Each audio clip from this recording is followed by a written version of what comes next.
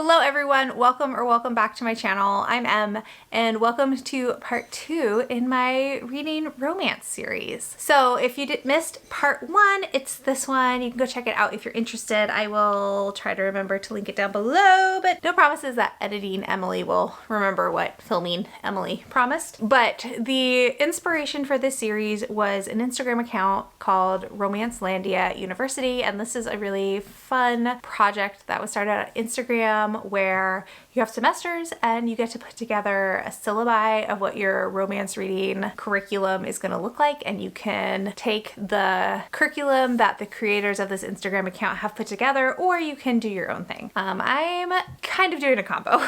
In part 1, I read mid-century modern historical romances, which was a totally new era of history for me to read for historical romance. And then this part 2, because it is spooky season, I am going to be reading mystery romances. So the TBR for this video has already changed in the last 24 hours because I started a book and could not get into it. And so I've quietly DNF'd that book. So far, the TBR is going to be Dial A for Aunties by Jessie Q. Sutanto. This is the most veteran of TBR veterans. I've had this on my shelf for a long time, and I gotta read it. I don't know that I'm interested in reading the whole series because I haven't heard the best things about book 2 or 3, but I've heard really good things about book 1, and I want to finally experience it for myself. I read my first Jessie Q. Sutanto book earlier this year, the Vera Wong's book. I forgot the whole title. Vera Wong's Unsolicited Advice for Murderers, I think. And I absolutely adored it. I had so much fun. So I'm excited to read another book from her. And actually, spoiler alert, I've already started this one and I'm 46 pages in, but we'll talk about that. We'll talk about that later. I'm also planning on reading A Lady's Guide to Mischief and Mayhem. I said that weird. By Amanda Collins. This is a historical romance. Oh, this is contemporary cozy mystery. This is historical romance with a heavy mystery subplot, I believe, or a mystery with a heavy romantic plot. I don't know. I don't know what the mixture or percentage, or I don't know what the ratio of romance to mystery is in these books. It's part of, I think, going to be part of our exploration.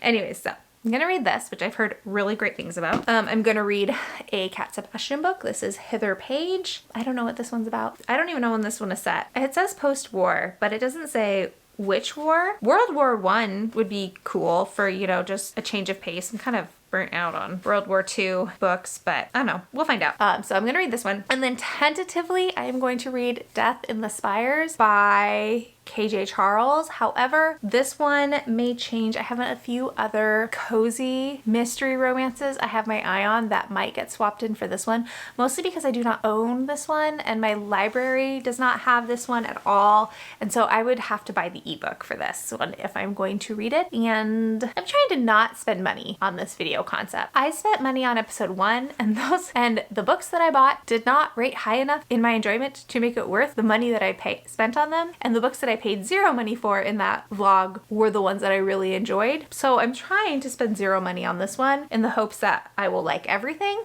Wild concept. So book 4 is kind of up to debate. We'll see what happens. But for now, this is the TBR, and hope you enjoy this little reading vlog and reading romance with me. And I would love to know your favorite either romantic mysteries or mystery romances. And yeah, I hope you enjoy this hopefully very cozy, seasonally appropriate reading vlog. Okay, you got it. Okay, intro's over. Bye.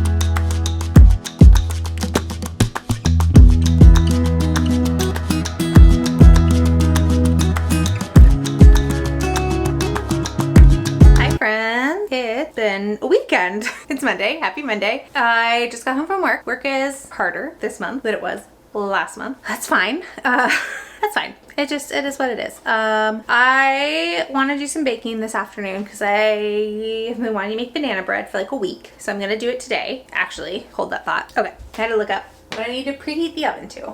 Okay. Should we talk about the book? I think we should. I meant to update you when I was 100 pages in, and I'm 254 pages in. So realistically, I should probably just wait until I finish the book to update you because I am almost done. I am so close. So I could do that. I'll just give you an update now.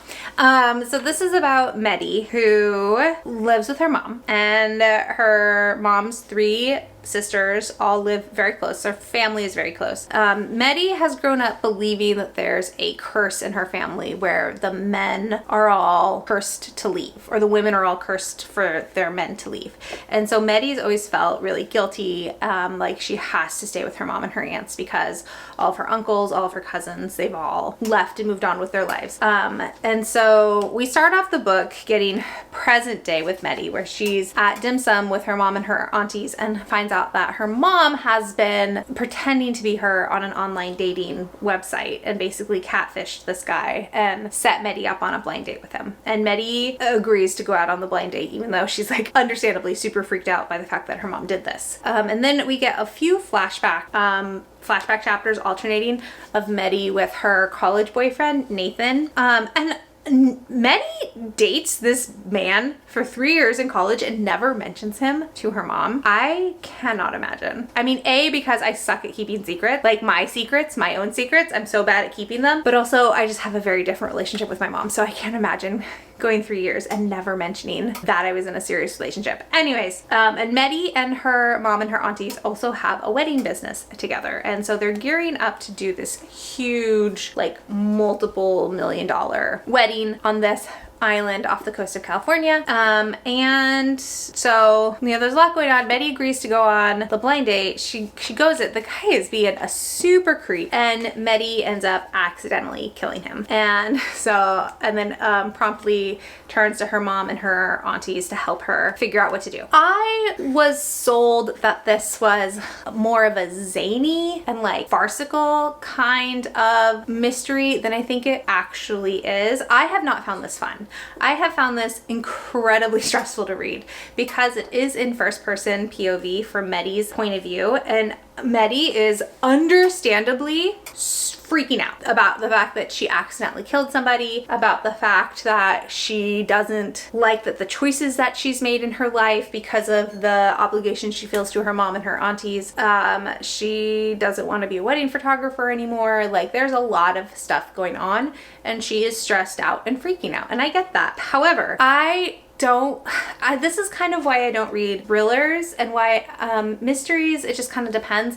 I don't like reading a book where we only know the main character when they are in crisis. Like, I like when at the beginning of the mystery, the author gives me time to get to know the character at their base level before everything starts to happen. So then I kind of know, like, I don't know, it's like I have a connection with the main character before they're just stressed out and frantic the whole time. And I feel like Medi has just been in crisis the whole book, and I don't like her very much. Yeah, so so it's been kind of rough, but it's super easy to read. It's a like, I love Jesse Cusatanto's writing. I really like Jesse Cusatanto's writing. It's got the same, like, it was like this for Vera Wang. Like, I just kind of flew through it. It was so easy to read, so easy to keep turning the pages. So I've made all the progress I have because I am turning the page so much. And there is a beginning of a romance in here, but I'm gonna tell you, I think the guy that Medi has feelings for can do better. I don't think she's good enough for him. So that's always rough. That's always rough. Also kind of solidifying my feelings that like I definitely will not be continuing on in this series because I don't like the main character. And I think the next book, I mean, spoiler alert, maybe not spoiler alert. I think in the next book, Medi and the love interest get married. And I'm not going to want to read that book because I don't think she's good enough for him. Anyways, yeah, but I have 50 more pages. Yeah, I have 50 pages until the end. So I will come back. We'll see. Maybe this will resolve in a way that will make me feel more positive towards Medi, but right now this is probably like a 3-star in terms of enjoyment. But yeah, that's kind of where I'm at. But it is nice that it's such a quick read, and I do love that. And I do love this cover. I just wish I liked Medi more. I also have a bit of a book haul because my Aardvark book box arrived, and I'm excited for what I picked this month. I'm gonna grab scissors. Last time I tried to open this with my sword mail opener, and that did not go well. It's not as quick and seamless as I pictured it being when I picked that as my weapon of choice. This cover's so pretty. So I think this is, yeah, their 2nd birthday. Oh, that's cool. They sent a postcard with like all the titles I think that they've had since they started. I just started using Aardvark a couple months ago, 3 months ago, 4 months ago, and I've been delighted. Ooh, so for the 2nd anniversary, they put these like holographic, ooh, and they're not paper. That's cool. Mine, look at that, that's so pretty, little holographic bookmark. I think their bookmarks are very cute, and you get like a bookmark in your box, but they are so flimsy, and I end up, especially like around the ears, and I end up breaking them almost right away, which I don't love, but I got Luciding Glass by Nevo. I am so excited. This cover is beautiful. I definitely haven't taken the time to look at it in detail, but so pretty. I've never read Nevo outside of the Singing Hill cycle. Like I haven't read Siren Queen. I haven't read whatever her other one is. The Chosen and the Beautiful. I haven't read that one either. So I'm excited to read something that's not set in the Singing Hill cycle world. Yeah. Okay. So my attention span is starting to flag. So I think I'm getting hungry. So I am going to eat. I'm going to go eat, make my banana bread, finish Style for aunties, and then we'll get to pick our next book. So that'll be a good time.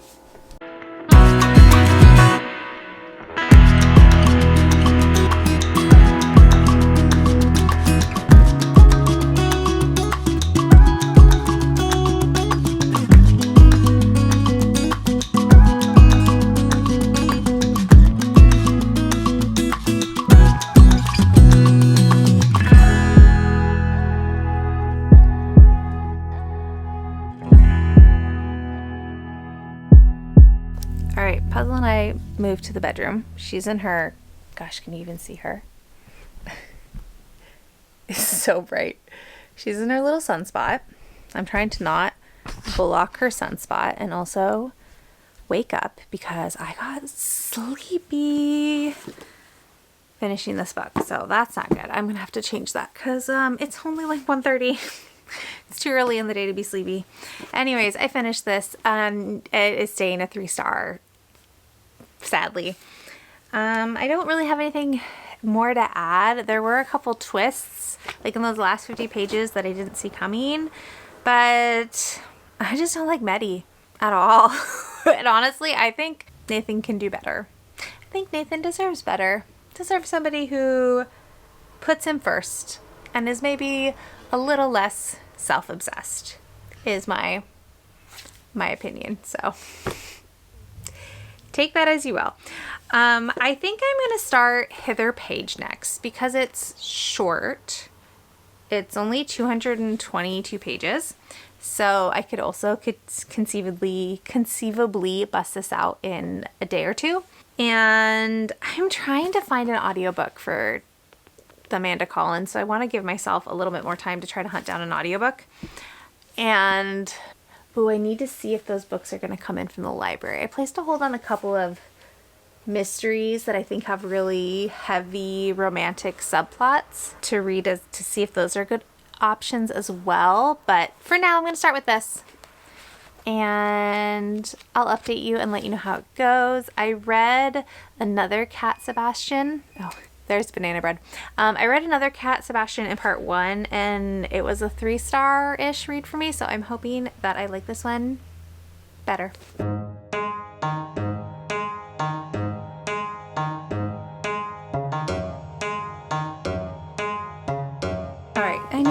updated you, but here's the thing. I'm a chapter and a half into Hither Page, and it's fine, but it's not, I don't know, it's not, I don't think this is what I'm in the mood for.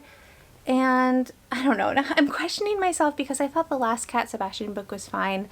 And I'm basically wondering if I've just gaslit myself into thinking that I love Cat Sebastian and that maybe Cat Sebastian books are actually just fine for me.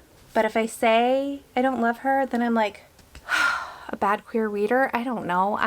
I'm just doubting. I'm just doubting if I actually know what I like. So I'm going to try and like peruse and see what else could be a possibility. I kind of need an audiobook, so y'all are gonna go with me through my Libro FM mystery category. And just FYI, Libro FM is sometimes really bad about tagging books with the correct genre, so if you see anything in here that is like, whoa, that's not a mystery or a thriller, it's Libro, not me.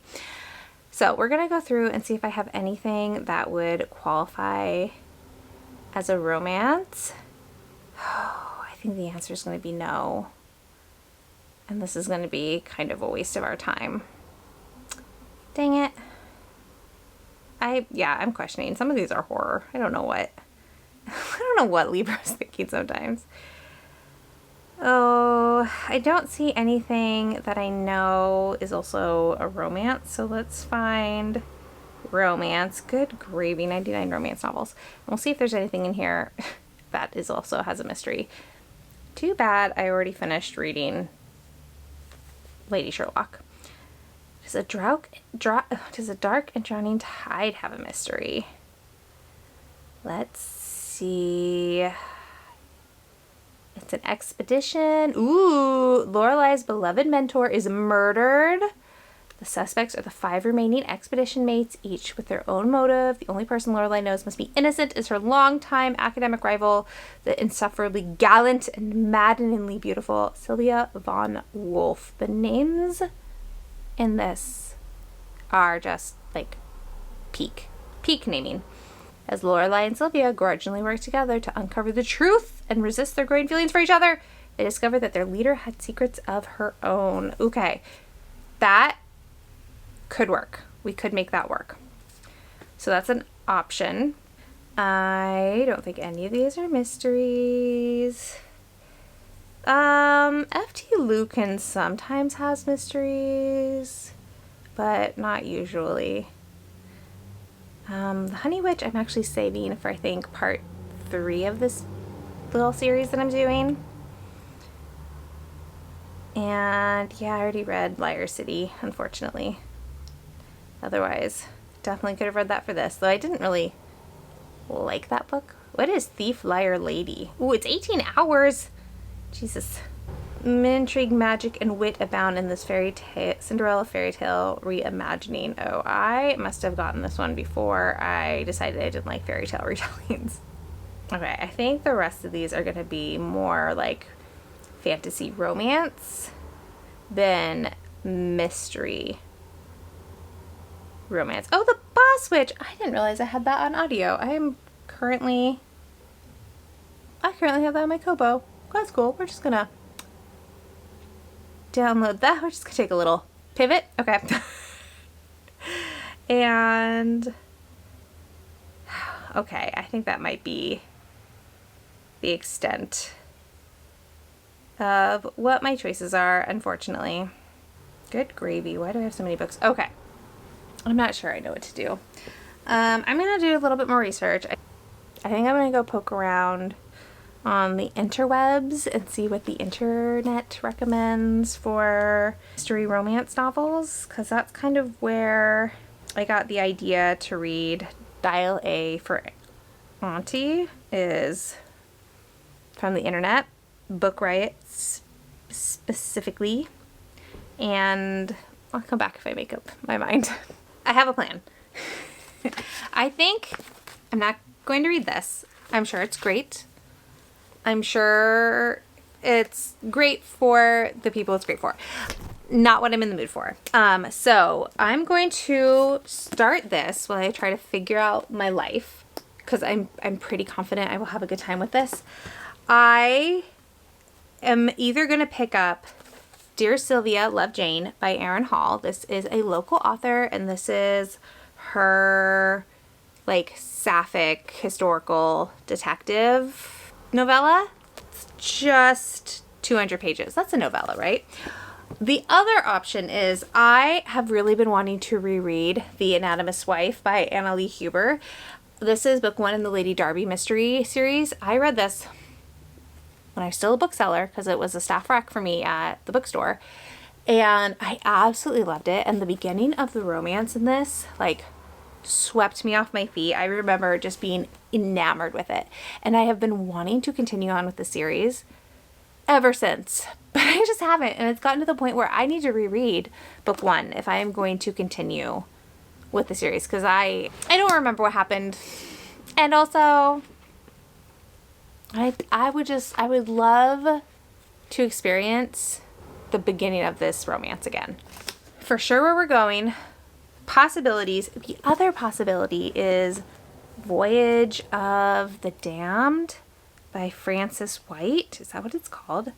Yes. So I went on Reddit to look for romance mysteries or mystery romances, and somebody said that this was one of the best books they've read this year. I've also heard some not great things about this book.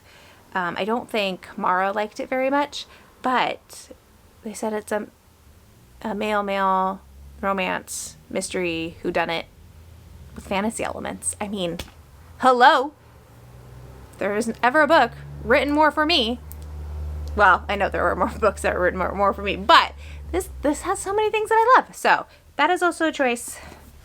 I'll have to think on it. And I will probably read at least 2 of these choices because I don't think I'm going to buy that KJ Charles book. I could also reread KJ Charles book because Slippery Creatures by KJ Charles is also a favorite of mine that I haven't read in a long time. And I haven't read it since I've been on BookTube. So there's a lot of choices.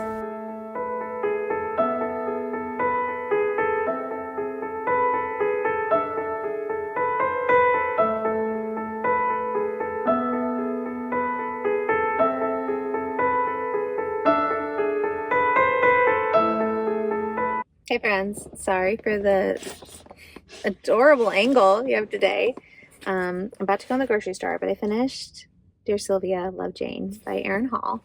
And this is a detective noir mystery set in 1943 San Francisco, I believe.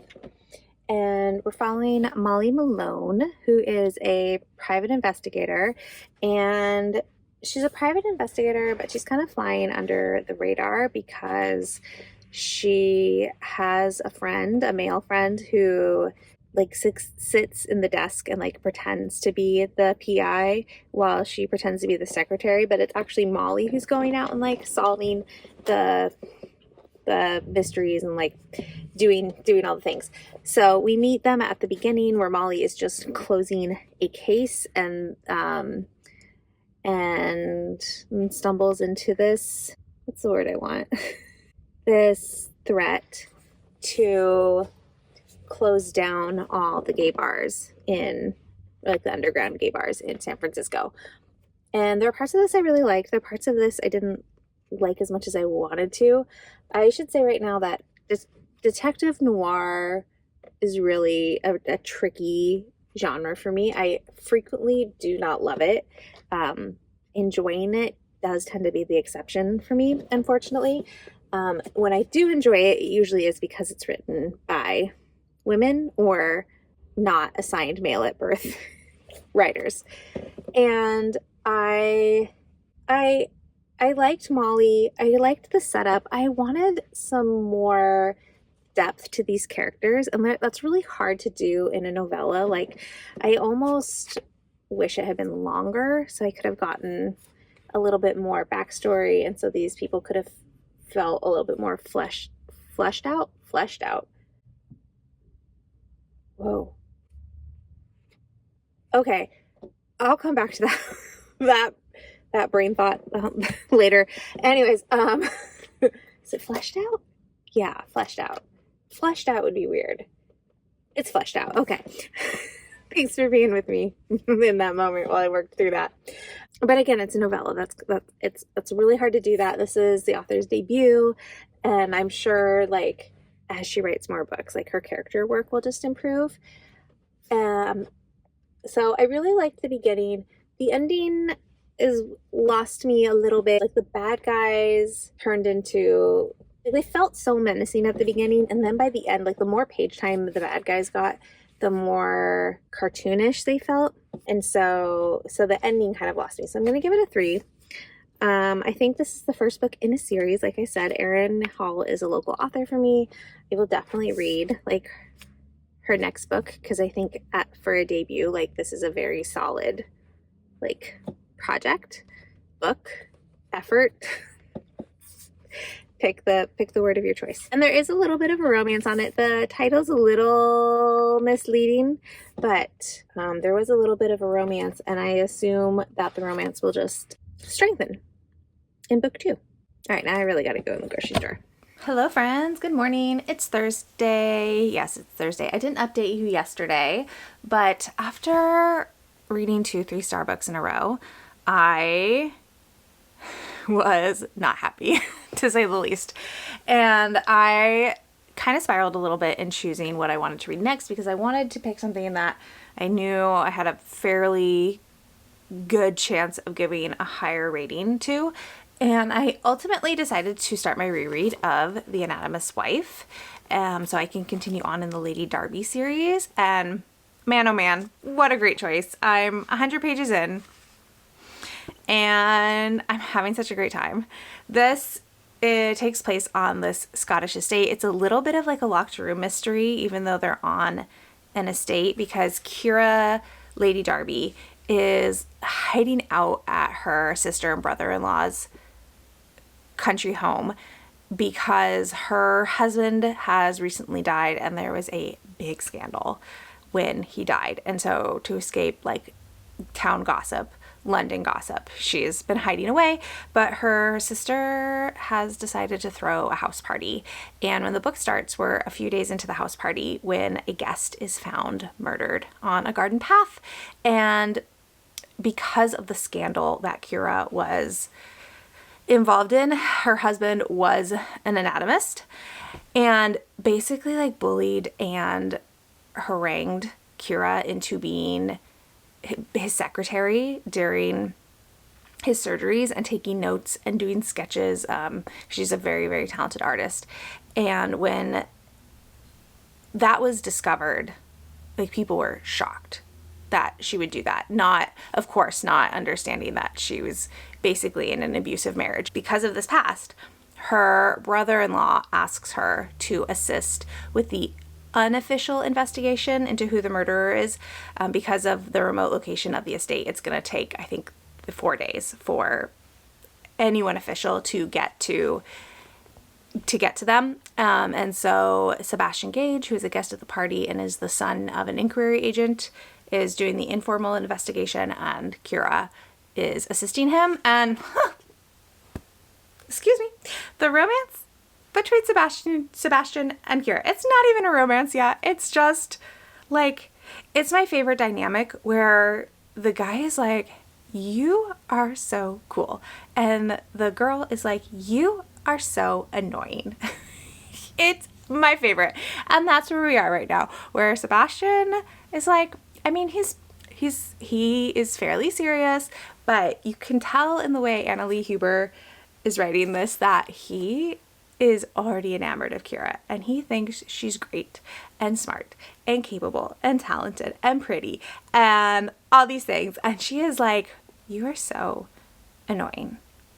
Get away from me. Ugh.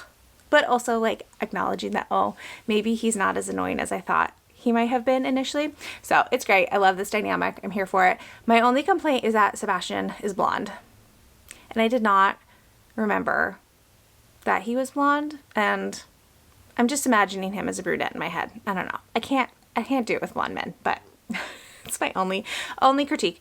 Mystery is great. They're just right now going around interviewing all the house guests to try to figure out who might have had it out for this woman that was murdered. And yeah, I'm living my best life right now. I'm so happy with my choices. So I'll keep you updated as I go.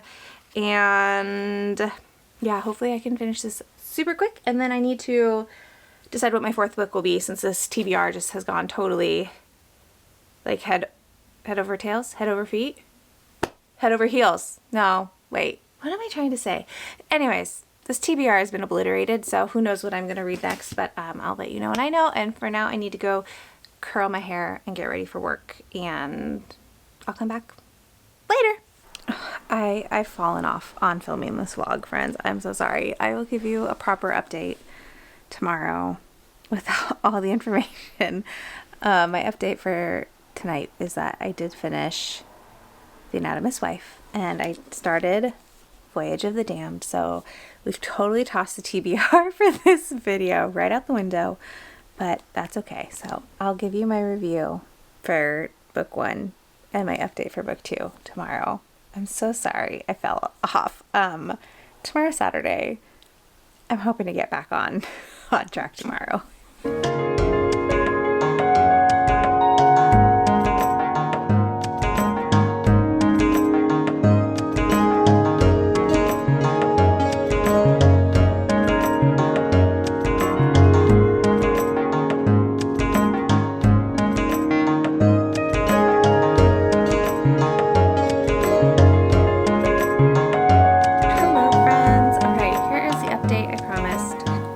Rewatched my footage, so I remember what I've told you already. I don't remember what I gave this when I read it the first time. Storycraft didn't exist yet. I don't think I was using Goodreads anymore, so who knows. I could probably troll through my Instagram and try to find it. Maybe if I do, I'll put it there. But for now, I'm giving it a 4.5. There's nothing that I would change about it. Like, I had a really good time. It was really quick paced. I flew through this. I can't believe this was Annalee Huber's debut. This is so good for a debut. The themes in this mystery are very dark. So I would just, I don't want to spoil anything, but I don't know. The murder gets pretty grisly. Like when you get the full details of it, there is a lot of, maybe not gore, but discussions of what they are seeing for this grisly murder. I'm gonna tread cautiously, but I thought this is a great take on a locked room mystery. I wasn't as swept away by Gage and Kira towards the end. There's a scene at the end where they've been interrogating all the people. Of course, Kira figures it out, and Gage is just too entrenched in the patriarchy to actually listen to what Kira is trying to tell him about her suspicions, which is red flag for him. And so Kira, because Gage won't listen to her, is like, all right, well, I just gotta solve this bitch myself. But then also doesn't tell her brother-in-law or her sister what she's up to because she doesn't want to cause them any more worry. And so homegirl just goes off by herself to solve the mystery, and of course gets herself into danger. And so she's in danger, and all these things happen. It's great. For high action historical murder mystery, there is so much that happens at the end of this book. That's all really fun and exciting, and I liked it so much. And so we get to the very last scene where everything's been resolved and they're about to part ways, and I don't consider this a spoiler, so y'all know this is gonna be a slow burn romance throughout the series, right? And Gage, when he is saying goodbye, kisses Kira on the cheek. And in my memory of reading this 5-6 years ago, I remember just being oh, about that kiss. It was the hottest kiss on the cheek I had ever read in my entire life. And I didn't quite have that same reaction this time, which is sad for me. I think I built it up a little bit in my head, which is okay. That's fine. It's still a really great romantic moment, and it makes me so excited to continue on with the series. So it's a 4.5. And not that I wouldn't, there's nothing I would change about it, but it's just, it didn't have that like 5-star feeling, but it was still a great time. Just a minute. I gotta go see who that text message was, because it was either my husband, who has one child, or it's the parent whose house the other child is at. So hold for a moment. Okay. Child retrieval negotiations have commenced. On to what I started, which is Voyage of the Damned by Frances White. And this is kind of delightful so far. I'm 190 pages in, just almost at the 200 mark. My pie in the sky hope and dream for myself is that I will finish this by the end of the day tomorrow, so that this vlog can be over, because I need to start filming my cozy horror vlog, which I'm so excited about. But I gotta finish this book first. So that's a good motivator. We're also at the part of the month, because we're almost halfway through October, where the panic about my ability to read all the things that I want to read is slowly spiraling out of control, because in addition to the horror that I want to read for that vlog, I mean, my tripod is currently 4 of the books that I want to read, and then I have another 4 on the floor next to the bed. So if you also experience this mid-month panic, we can do it together. Anyways, 190 pages in. This is, okay, I don't even know how to explain this. Okay, in this fantasy world, this is very much a fantasy world. Like, we have a continent. And the continent, as you can see, or maybe you can't, I'm not sure how easy it is to pick up on detail, is divided into sections. And each section, it's called Concordia, has a different animal representative. Oh, they're different provinces. So Dragon is at the top, and Dragon is like the most powerful. They rule over the rest of the empire.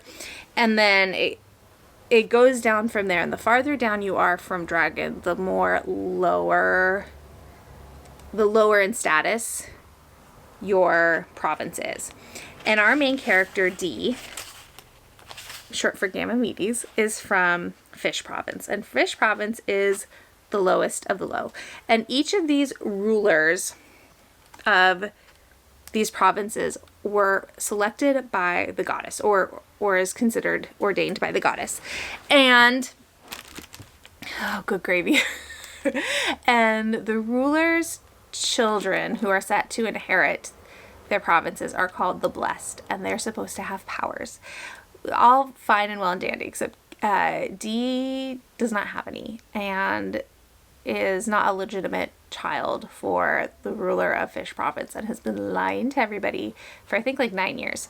And you know, not happy about it, basically. And so D has to do this voyage to the sacred goddess's mountain with the other 11 heirs of the other provinces. And it's so delightful. But then, of course, you know, like, there's a murder on board. So, but they have to complete this journey. There's no turning back. And it's so fun because his preferred name is D, but I think Ganymedes is so fun to say. But anyways, we're in his POV. It's first person, and he has such a great voice. It's really unique. It's really distinct. And he is just like here to cause chaos all the time, day and night. And it's so great. And it's a locked room mystery because they're stuck on the ship after the person is murdered. And of course they all have relationships with each other, and they're because of being the Blessed for their individual provinces. The world building is great. I would say I think there's maybe too many characters. Keeping track of 12 is rough. There's a few that I have a really distinct grab on, and then there are some that feel so fuzzy just because there's 11 people in it after D to keep track of. But it's so fun. It's a really inclusive world. There's a lot of different representation. There's different skin tones. There's disability rep, there's fat rep, there's queer rep. It's got a lot of things going for it. And I would say this is one of those books that maybe is not universally recommendable. Like, Dee's voice is either really going to work for you or it's going to grate on you because he is such a character. Like, excuse me, ma'am, can you not take out your anger issues on the carpet? Thank you. I know it's dinner time. I will feed you. Well, it's not dinner time. That's the problem. She's so mad at me. Keep telling her it's not dinner time yet. She's got to wait till it's dinner time. Anyways, this is either gonna hit for you or it's not. I will try to think of books that I could compare this to in terms of Dee's personality and the way the narration is written. I'll try to figure out something to compare it to. But for now, I'm having a great time. I don't know that it will necessarily be a 5-star, but I'm hoping it will be a high 4-star. We'll have to see how this mystery situation plays out. But yeah, it's good. I'm having a fun time. So that is finally a legitimate update. This clip is so long. I guess because since I'm almost 200 pages in, it's not quite halfway. Also, this book, that might be a mark against this book. The fact that it is almost 500 pages, or is it over 500? Like, I'm worried it's going to be too long, and that will be, oh no, it's under 500. Okay, so I'm almost halfway. Yeah, let's hope the length doesn't work against this book. Okay, bye. Happy Sunday, friends. I just finished Voyage of the Damned by Frances White. Oh, okay. My impulse is 5 stars, but I don't know. Maybe 4.5, but also maybe 5. I just don't know. I had so much fun with this. I liked this so much.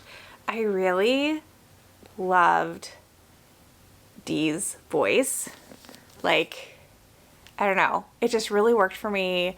I loved the snark. I loved the themes of tearing down a hierarchy, a caste system, of everyone having value. There's no such thing as like a certain type of people being less important or less worth life, effort, food, shelter, safety, health than another group.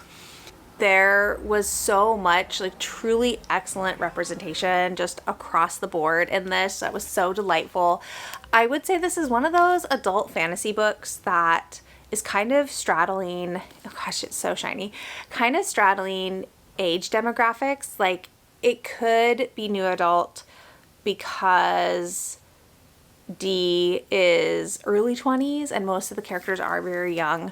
You could give it to like an older teen, like 17, maybe 16, depending on like, I don't know, what kind of books they're already consuming. This is murder mystery. So this does get grisly in certain places.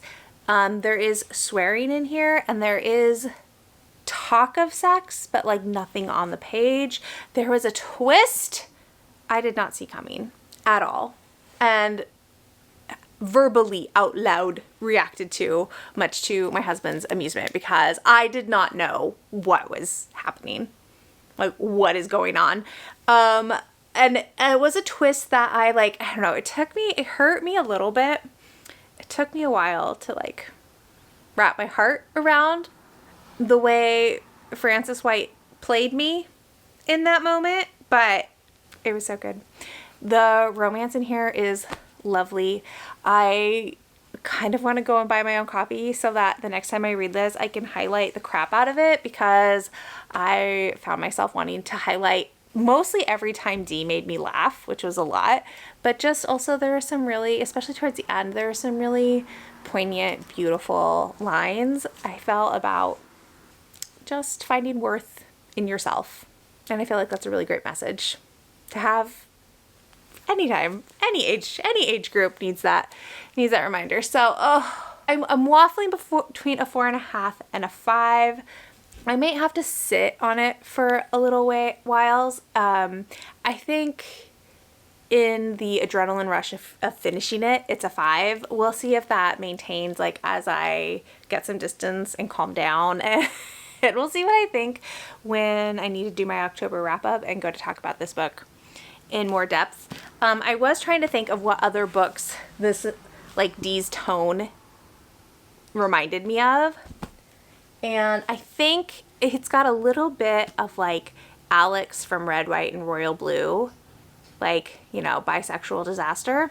If you're into a bisexual disaster, Dee is like the epitome of bisexual disaster in my opinion. The closest example I can think of is it reminded me a lot of Empire of Light by Alex Harrow. This is a sci-fi romance, and I felt like, yeah, Damien. Is it Damien? Felt like I haven't read this in a long time, and I actually keep meaning to reread it. Maybe the next couple months I'll manage it. But Dee's voice was reminding me a lot of Empire of Light. I also, gosh, what else did it remind me of? Oh, it also reminded me a little bit of Cute Mutants of, God, I keep forgetting everybody's names, of Dylan's voice in Cute Mutants. I'm picking indie published books that nobody has read, so this is not helpful at all, but these are both books that have very chaotic main characters, and I feel like if you like a chaotic main character, you could probably love this, but if you find chaotic main characters irritating, maybe this should not be the book for you.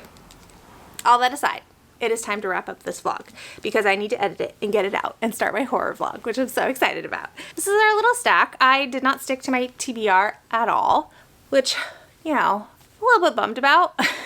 That was not the intention. The intention was to stick to that TBR, but, you know, sometimes you just gotta mood read your way through a situation. I definitely feel like this vlog improved as it went along because I started with a 3-star, and then a 4.5, and a 5. I was also really worried that there would not be, like, the initial TBR I had, which one of those books you didn't even see, I had tried to pick a slightly more diverse TBR. I didn't want it to all be white het romances, and I was a little worried that when I went off script that I would read all white het mystery romances, but I did manage to get it to be a little bit more diverse because we have book by an author of color, sapphic, this was my white het relationship, and then this one is super queer.